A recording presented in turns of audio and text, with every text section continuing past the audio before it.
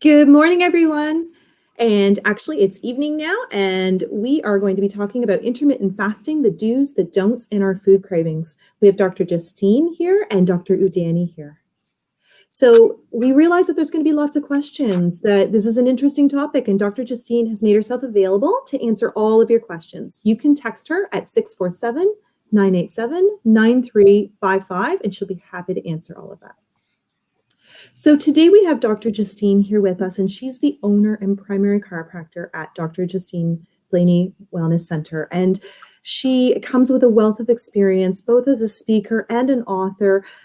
She leads an incredible team, but she's also an incredible woman. And she really is dedicated and believes that everyone deserves the healthcare team that focuses on prevention and optimal health and open communication. Dr. Udani is here with us today, and she is our naturopathic doctor here at the Wellness Center. And she really comes with a wealth of experience and has some special interests in women's health and digestion, skin conditions, and stress, which is so important right now. And she really genuinely believes that everyone has the ability to make healthy and long-lasting changes. Please help me welcome Dr. Justine and Dr. Udani today. All right. Upcoming, we have an amazing talk coming up about understanding homeopathy. This is something that I use on a regular basis. I've used it to help with severe rashes, to help with asthma, to help with menses, to help with ovarian cysts. So definitely can help with hormonal concerns, digestive concerns. So really, really amazing. Also used to use it a ton when the kids, if they had a fever or if they were teething. So definitely tune in. Coming up, learning about homeopathy. We'll also be doing one on learning more about fibromyalgia and different opportunities. Coming into December, Christmas is coming, and I know so many people have hurt their backs wrapping presents. So we're going to talk about the do's and the don'ts and how to do that so you don't hurt yourself. Foods to avoid to stay healthy, and what about EMF exposure? Learning more about how your cell phone, things that you want to do to protect yourself with your cell phone and with EMF exposure coming up. So stay tuned. We've got a lot coming up in the new year. We have one whole series on weight loss, and following that we'll have a whole series in February on heart health. So we're trying to provide you as much information coming your way as possible. Today we're going to be focusing on intermittent fasting, the pros and the cons of intermittent fasting. Definitely, it's something that's easier to do. Many times, I know I always heard about eat your breakfast. It's the most important meal of your day, assuming that breakfast had to be in the morning. So I'm still saying that the first meal of your day should be your healthiest meal of the day, should be full of protein and greens. But now we're talking about maybe a different time of the day that you have that first healthy meal. So maybe breakfast isn't at 6 a.m., 7 a.m., 8 a.m., but what if breakfast is at noon? So what is fasting? As it suggests, it's not eating.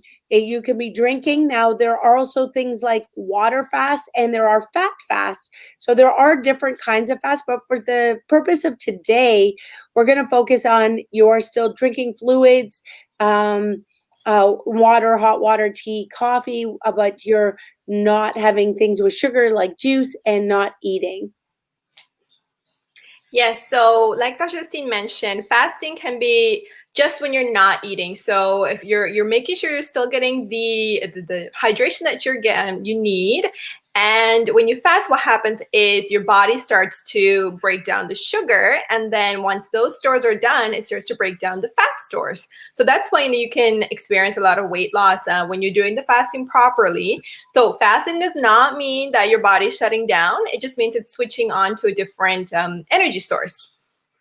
So what are some benefits of fasting? So there's actually a lot of benefits of fasting, and it's very impressive. You can notice a huge change in diabetes. It can optimize your immune system, so you have like a stronger immune system to fight any illnesses, and you can create a better brain health. You tend to feel more focused, improve gut health as well, and can also help you feel sleep better.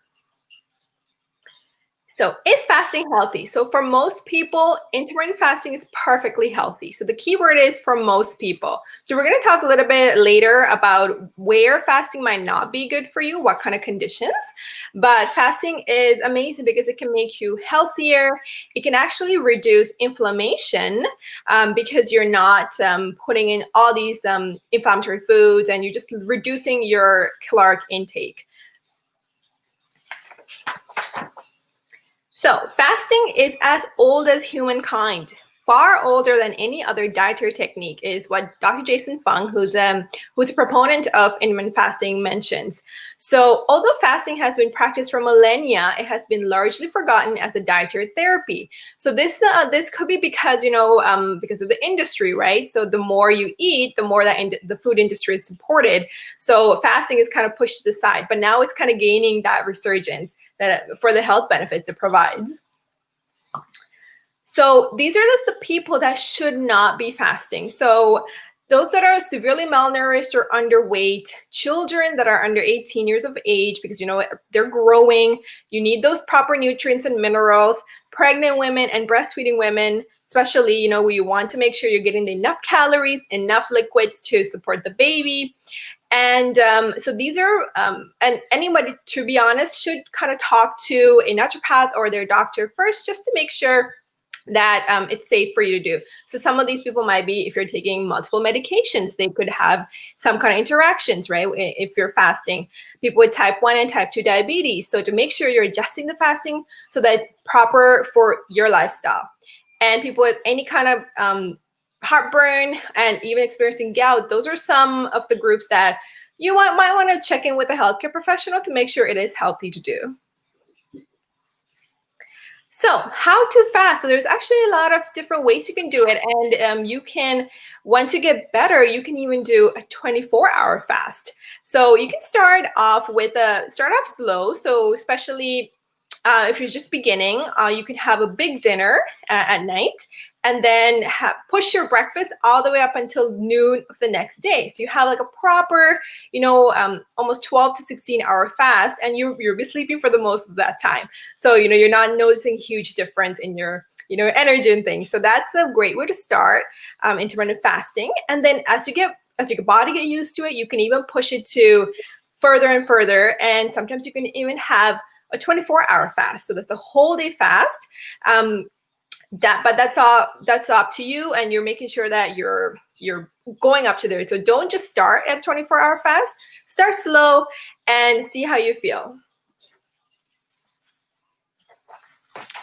So most definitions of fasting allow for non-caloric drinks only. So what does that mean is you can have coffee, you can have tea, as long as it doesn't have any milk or sugar in it. So coffee and tea has 0 calories when those things are not included. So you're free to have coffee and tea while you're going through this intermittent fasting. All right. Thank you, Dr. Udani. We're going to cover 6 steps to maximizing your benefits. One of the first step is just start slow and gradual. If you go too fast, you can feel hunger pains, you could feel a headache. So just starting to play with that window, like Dr. Udani said, even a 12-hour window, working to a 16-hour window, and then gradually increasing the window. But giving it a shot over a month, 30 days, to fully see if that's something that works for you, because it does take time to get used to it. And there can be some minor setbacks like a headache or bloating, not being able to have a bowel movement if you're not getting enough fluids, things like that you should go over with your naturopath, with a health professional, to make sure that you're being able to do it safely. So step 1, start slow. Step 2 is you want to be able to keep a food journal. It's really difficult to keep track of what you're eating and making sure you're not making mistakes. So one of the things that I was making mistakes as I tried to go keto and tried intermittent fasting was having a little bit of cream in my tea, or having a piece of gum, or having one bite.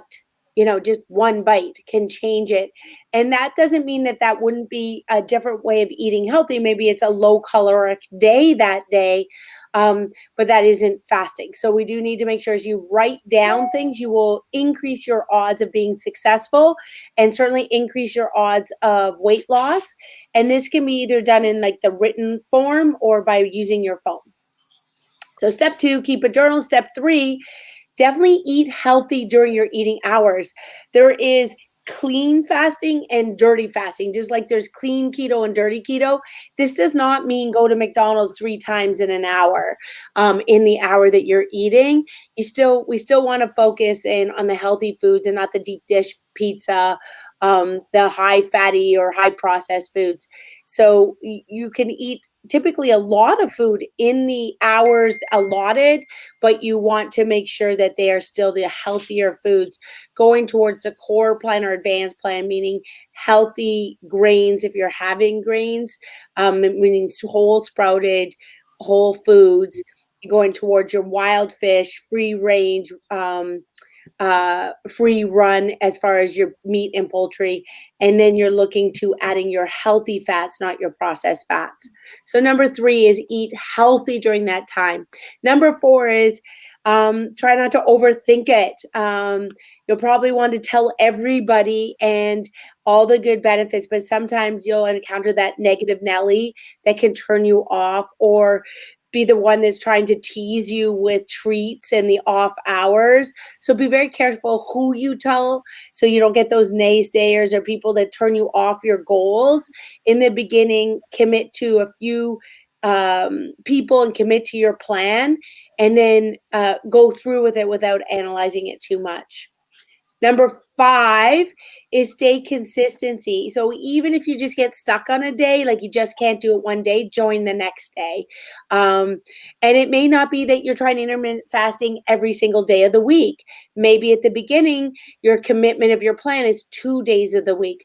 So for me, for example, I really like my Thursdays and Wednesdays are the ones that I can commit to, but I find Saturday and Sunday just too difficult when I'm around the family and I'm not working. I need to be able to do the intermittent fasting when I'm really busy. It saves me time. So I don't have to spend the time eating. I can spend more time with patients. And I'm less likely to go for the fridge. I'm more distracted because I'm focusing on other people rather than hanging around the house, and the fridge is too easy to go to. So taking a chance to be consistent, but knowing that if you mess up, just jump back on the next day. And number 6 is a stellar lifestyle protocol. We still need to exercise. We still need to have mental and physical and spiritual health.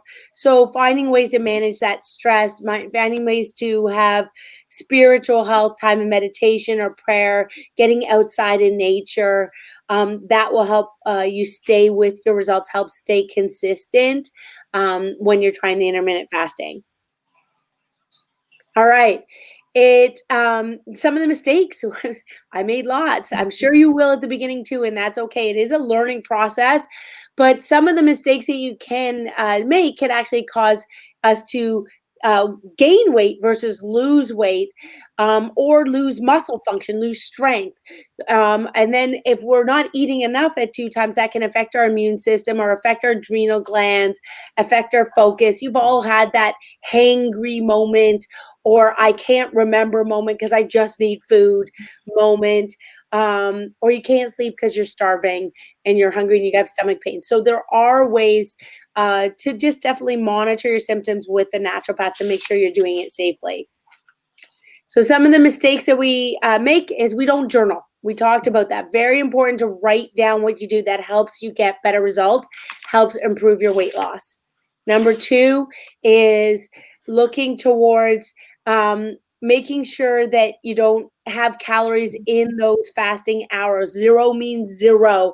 And this is where I make a mistake. I might grab a few healthy cashews, or I might grab 1 piece of cheese or a little bit of cream for my tea. So if you're intermittent fasting and you're going to do it well, 0 means 0. Number 3 is overeating in those periods. So you're still trying to consume, depending on your weight and your exercise levels. You do have to be cautious of your exercise levels. 2,000 calories would be too little for me for how physical I am.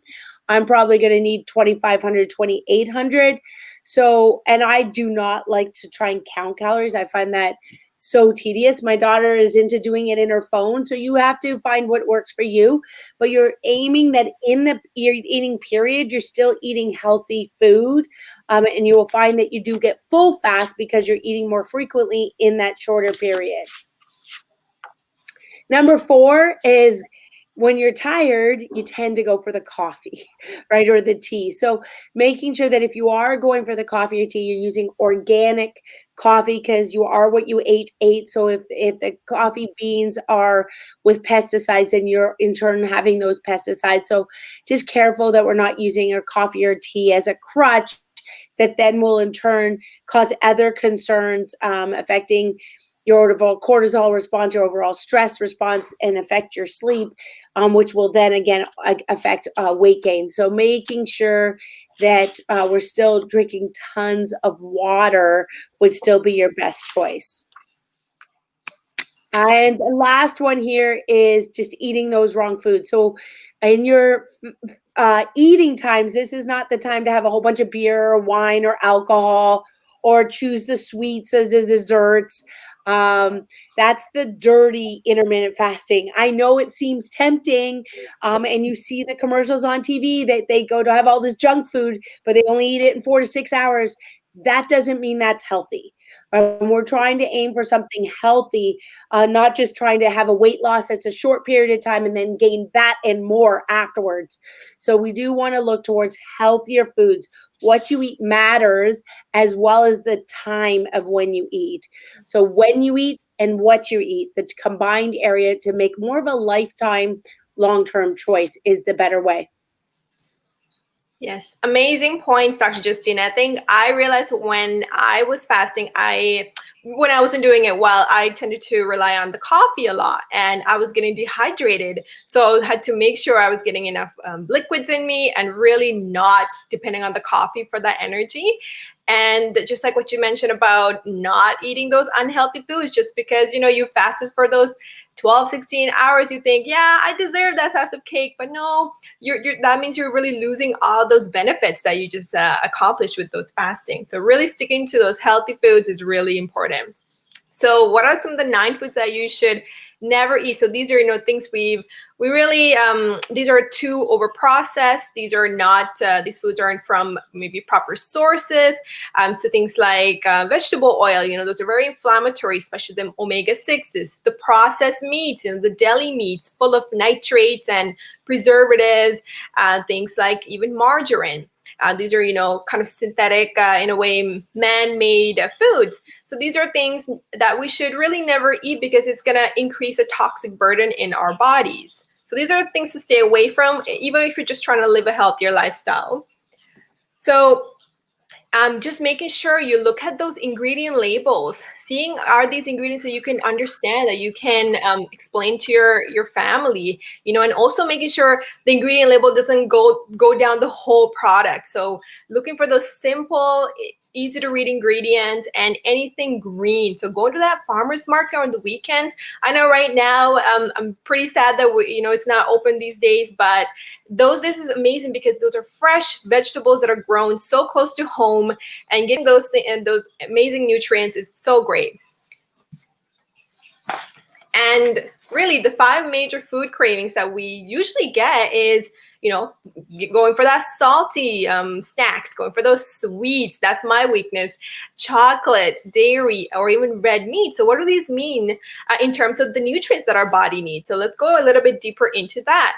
So if you have salty food cravings, so this usually means you might be experiencing adrenal fatigue. So adrenal glands are these tiny little glands that are on top of our kidneys, and they're the glands responsible for releasing adrenaline, releasing cortisol, even some estrogen and progesterone. So they also release a hormone called aldosterone.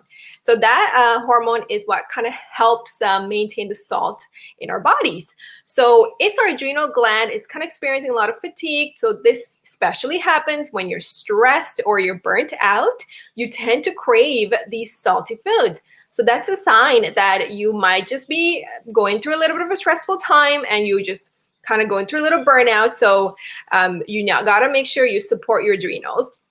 So what are some ways that you can support it? So in food-wise, going for those bone broths, amazing source of minerals, amazing source of salts. You can get a lot of magnesium, silicon, phosphorus. These are things that your body needs. And then also getting those pink salt, which is, amazing for all the trace minerals that it contains. And the sea vegetables, which has a safer or sodium as well as other trace minerals. It's great for salty food cravings. Another one so comparing table salt to Himalayan pink salt, or even the Celtic salt, the Himalayan pink salt and Celtic salt, they have more trace minerals, not just the salt. So that's why it's really important to kind of go for that instead of the table salt, because table salt could be a little bit more, synthetic in a way, like it's depleted of those natural nutrients. So going for that Himalayan pink salt and Celtic salt is a much better alternative. Yes, and the sweet food craving. So this is something that I had to deal with every day. So that could really definitely mean blood sugar imbalance. So whenever you eat those sugars, you get this huge spike, you feel great, and then you have the crash. And that's when you start to kind of feel bad too, and you want to crave more of that sugar. And that's because our brains are obviously so they can be very addicted to sugar, and it releases these feel-good serotonin and dopamine that makes us feel good whenever we eat that piece of chocolate. But that's actually bad, because as soon as that crash comes, you start to feel bad and you start to crave that more. So balancing your blood sugar levels is very important, especially if you're noticing sweet foods. So this could also mean a deficiency in chromium. So chromium is a mineral that you need to help blood sugar balance as well. So where can you get chromium? From a lot of leafy greens like broccoli, romaine lettuce, mushrooms, cinnamon are some great sources to add to your diet. Yeah, so dark chocolate cravings can actually indicate a magnesium deficiency. So magnesium is actually one of the most common deficiencies that a lot of people have. And it's not just for your muscles. It can actually really be great for your brain health, for your blood pressure. So it's an amazing mineral. And when our body's low in it, we tend to crave dark chocolate, because dark chocolate tends to be high in magnesium. So one of those great snacks to have, just like Dr. Justine mentioned about the nuts, dark chocolate is another snack that you can switch your sweet taste buds into. Yes, and the cheese and dairy craving. So if you're craving any cheesy dairy foods, you might be lacking some essential fatty acids. So these are those amazing omega-3 fats you get from the fish. It could be something called GLA or ALA. So these are all anti-inflammatory fats, but it's telling your body that it's needing some. That's why you're craving these cheesy, juicy foods. So what are some alternatives that you could have instead of the dairy? So it's going to be essential fatty acid rich foods like wild caught fish, or 100% grass-fed lamb or beef, any kind of wild game, because you know that it's coming from a good source. It's not those like super farmed sources. And there's also vegetarian options as well. So for example, ground flaxseed or chia and hemp seeds are so rich in these fatty acids, and they're amazingly anti-inflammatory. And of course, red meat cravings. I think all the ladies at one point in their lives had some kind of red meat cravings, because, red meat, when you think about it, has so much iron in it. And so if our bodies are depleted in iron, or even any B vitamins, any obviously protein, it tends to crave red meat. So it's okay to eat meat, but as long as it's a good quality. So for example, making sure that steak is 100% grass-fed and lamb, or it's wild game, wild caught, organic meat is always better. And even organ meats like liver. So beef liver is a very high source of iron, though I'm not very good at having the beef liver, but I do hear it's a very, very good source of iron. So these are some things to consider if you're having a red meat craving, is you might be low in iron and these kind of important other minerals. Yes, so some major reasons for nutrient deficiencies is, as we mentioned before, is poor diet. So you're not eating the right kind of foods. It's fitting those nutrient deficiencies. Instead of going for the fresh vegetables or the fresh fruits, if you're going for those processed foods, then your body's not getting what it really needs. And of course, chronic stress, right? When we're stressed, we don't tend to absorb and digest as well. Dehydration, we are more than 60% water. We need water to survive and to make sure all those toxins are flushed out. And of course, low stomach acid. So stomach acid is very important for improving our digestion. So we mentioned poor diet. So really making sure that we do not have those really fatty, overprocessed foods is really important. Cutting down those high sugar, high fat foods, making sure you're low carb and adding lots of vegetables. And these are things that's really better talk with a coach or a nutritionist or a naturopath, just so that we can tailor the diet for you, considering any kind of medical conditions that you might be having. Yeah, so trans fats. I don't think I need to go into huge details about this. Everybody knows trans fats is really bad because, it can really clog up the arteries. It's very inflammatory. It can also make you gain weight. And, this is found in a lot of these processed foods. So things like burgers, things like muffins and cupcakes and pizzas and chips. So there's a lot of health problems associated with trans fats. So we're going to try to avoid them as much as possible. All right, now I know that even doing intermittent fasting, we may want to still go out if we could go to a restaurant or you are traveling.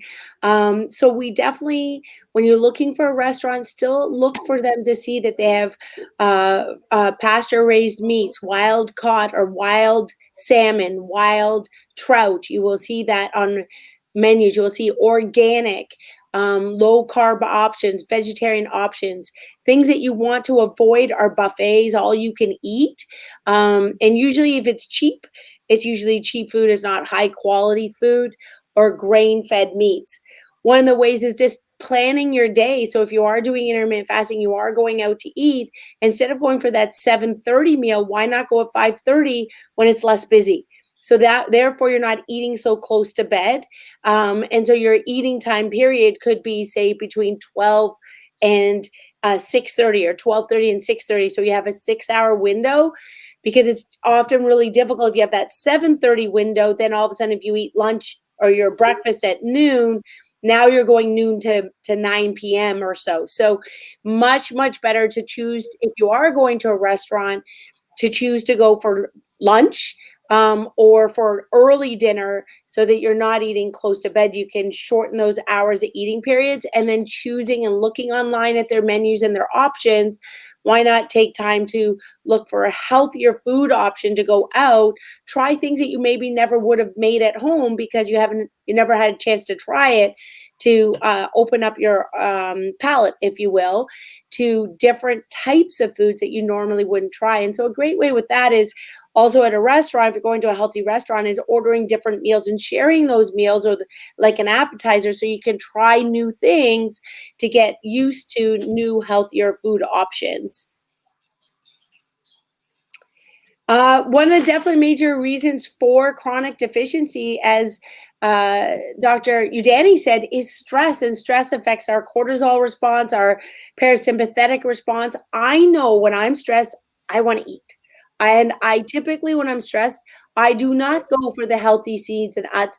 I'm looking in the fridge for what's not healthy. I'm looking for what's not healthy in the house. So one of the number one steps is don't have it in the house.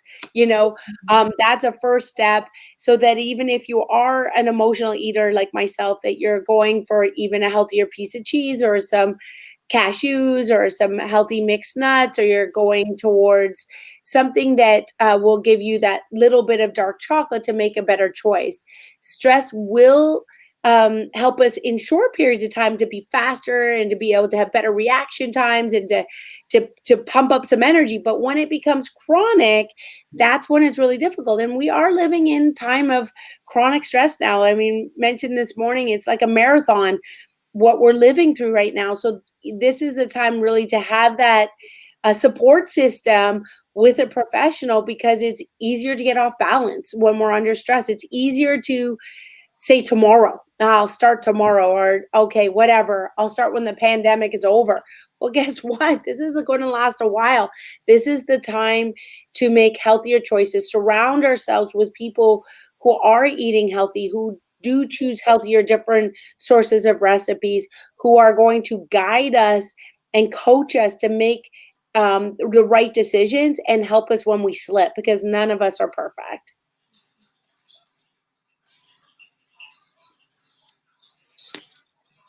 So number 3, one major deficiencies is being dehydrated. And I can tell you personally, wearing these masks, the shields, I'm not drinking as much water during the day. I usually was sipping on water all day through the day, having 3 to 4 liters a day. And so this, new world that we're living in has really forced me to look at when I drink water and how I can make sure that I get the water in throughout the day that I need. So a lot more focus for me now is before work, after work, before workouts, during workouts, after workouts, to make sure that I'm actively aware of the water. And so sometimes having that pre-planned, even preparing 4 water bottles for the day, big, large water bottles for the day, so that I know I have to finish those before the end of the day. So just a lot more opportunity, and definitely looking towards better quality water, not just tap water when you can, whether you have a filtering system or you have a Brita, at least expensive, but definitely the quality of water when it's the majority of water. I'm not saying never tap water, but definitely the majority of your fluids, if you can have healthier fluids, that makes a difference as well.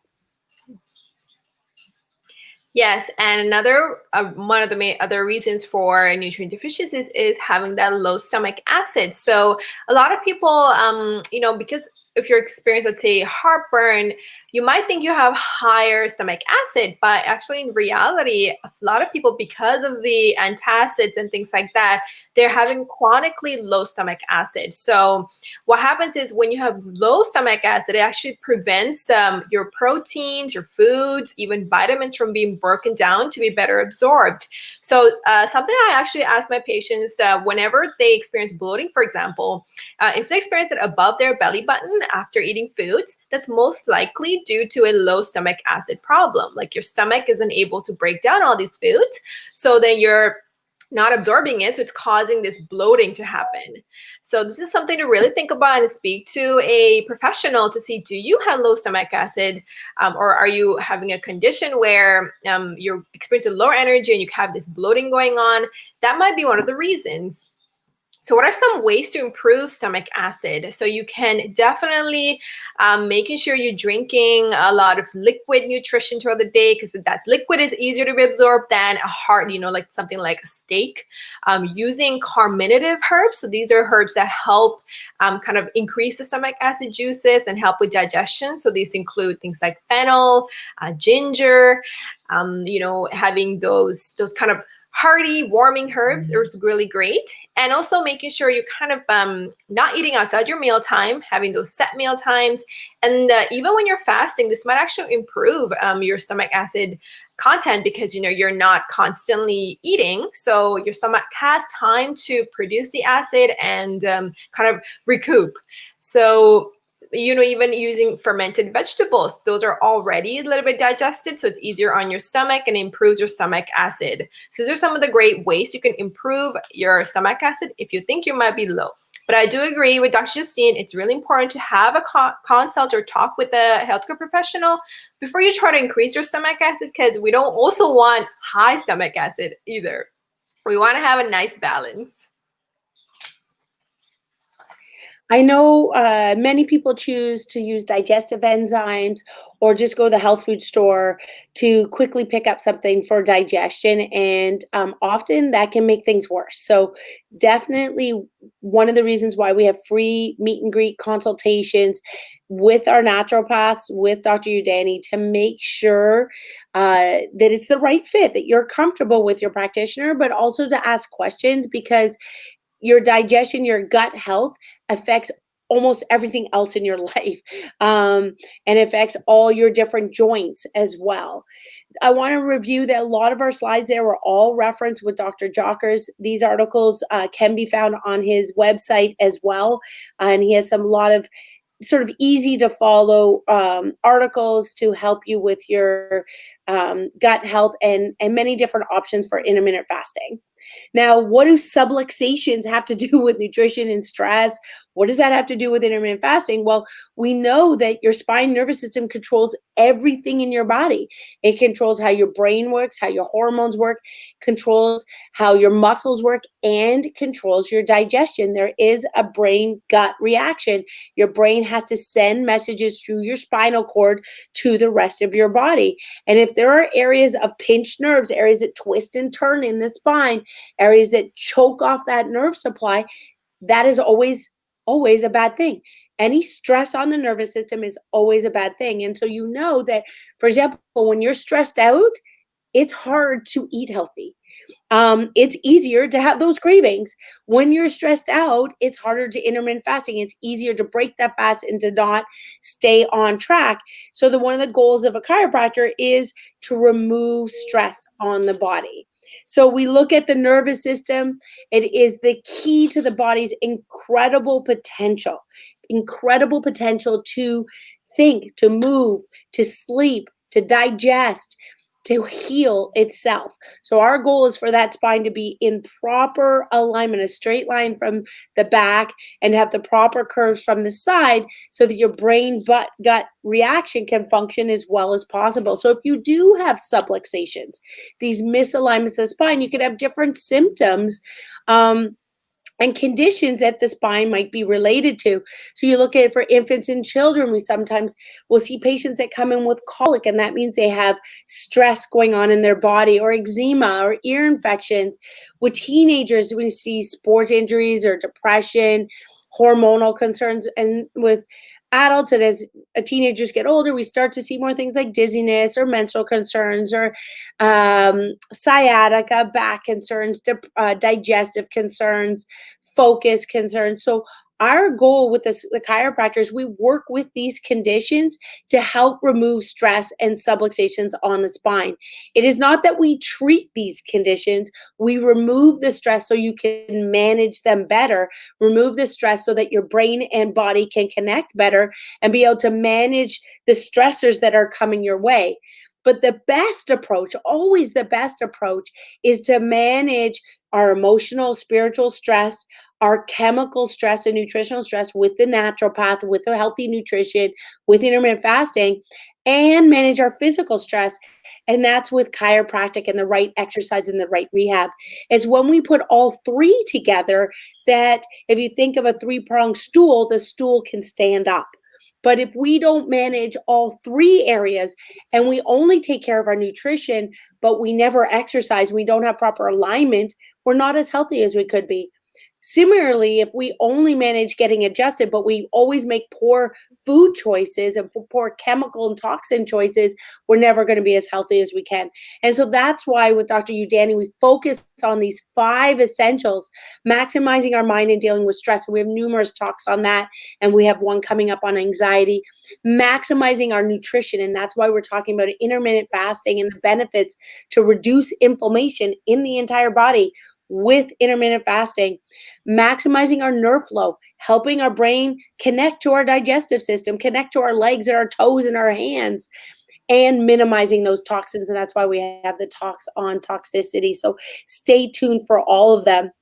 I want to give you an example of Greg. And when Greg started with us, you'll see that he started with headaches, migraines, always just stressed right out, always tired, just waking up for the coffee. Like he just couldn't focus until he had enough coffee. And when we did x-rays, you can see that at 100%, almost 100% lost the curve of his neck. His neck's like a straight line. There's no C curve like the yellow curve there. So he started care at 3 times a week, followed by twice a week, followed by once a week, over 2 or 3 months. And then we did a re-x-ray to monitor his results. And when you look at his re-x-ray here, you will see at the end of his first year, you can see that curve coming back. You can see the change. Not only is he physically feeling better with no headaches and migraines, having more energy, but you actually can see those change on the x-ray. And that's why I like pre and post x-rays, so that you can not only feel better, but you can prove that there's a change. It's very similar if you got your blood pressure changed. So you had a high blood pressure, you went on a great nutrition plan with Dr. Udani, then you take your blood pressure, you monitor that blood pressure, you see that it's coming to normal. That allows you to give you proof and also motivation to maintain. It's much easier to maintain your results when you see the proof. So when you have these subluxations in your spine, that's like having poor cell phone reception. That happened to me this morning, picking up my phone, trying to watch a video, and I only have one bar on my phone, right? So frustrating. And you're trying to walk around the house to get more bars, for your phone to work. That's what it's like when you're subluxated, your brain and body don't connect well. Doesn't mean you aren't functioning, but you're not functioning at your best, at ultimate highest level that you could. And isn't that what we want right now? When we're having some of the toughest times in the world, this is the best time to be your best, be able to be your best for yourself and for your loved ones and for your coworkers, to be able to lead them during these stressful times. So again, we are so happy to bring you all of this great information. Try intermittent fasting, give it a shot to learn the different types of ways that you can manage eating and your eating patterns. I certainly play with it on a personal level. I often try with a 24-hour fast on my toughest day at work on Wednesdays. It's also the day I lift the heaviest, but I never feel bloated on that day. Often it's actually my best day. The other option is on my 3 days a week, I tend to don't eat breakfast. I just have my tea or coffee, but I'll often have it with coconut cream. So they call that a fat fast, just healthy fat until lunchtime. So I'm eating my larger meals in a shorter period of time in order to make, one, it's a time saver, but two, it's a calorie saver and helps manage with inflammation. So give it a shot. Try different options to find out what works for you.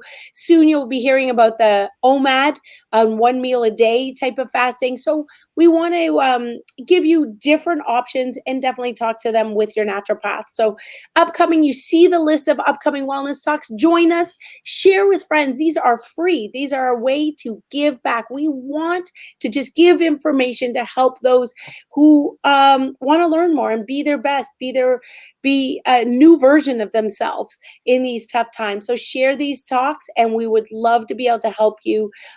If you are concerned because of COVID, we do our consultations virtually as well, or just as a plain phone call, so that you can make sure you are comfortable. Our office is following the COVID procedures of the screening, the social distancing, the cleaning, and more cleaning and more cleaning. But if you're uncomfortable, know that you can give us a phone call at the office at 905-840-9355. Dr. Udani and myself, our team, would be happy to do a chat by phone or FaceTime, whatever's convenient way for you, to make sure we have that meet and greet and you are comfortable.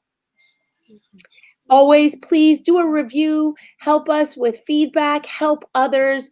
That really makes a difference. I know a new patient that came in yesterday, and he said he came in because of those reviews. He would not have come in the office if he hadn't seen the reviews that you guys are making. So he was suffering so badly with such back pain, pain down his leg, and he'd been going on for months, and he just was trying to deal with it because of the pandemic. And because of your reviews, he decided to make the time to take action and get himself moving better. And he's a dad. He's got to take care of a little one. And so he needs that energy to be crawling on the floor and playing with trucks. So let's make sure that, please, do the reviews, help us help others. I want you to know that they make a real difference. And we look forward to being in touch with you soon on our next upcoming talk. Thank you so much. Have a great night.